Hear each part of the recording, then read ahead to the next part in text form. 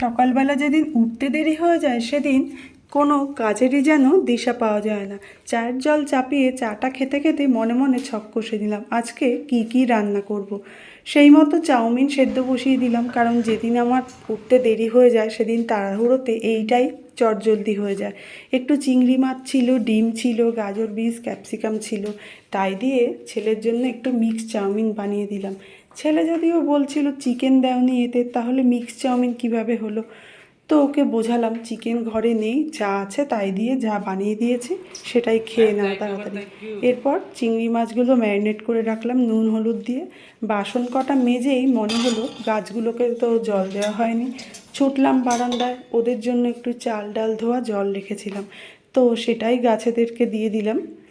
এখন যেহেতু বর্ষাকাল সেই জন্যে গাছে অতটা জল রেগুলার দিতে হয় না, এমনিই গাছগুলো বেশ দিব্যি ভালো আছে।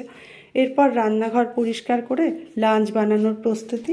ভিডিওটা যদি ভালো লেগে থাকে বন্ধুরা একটা লাইক দিয়েছি।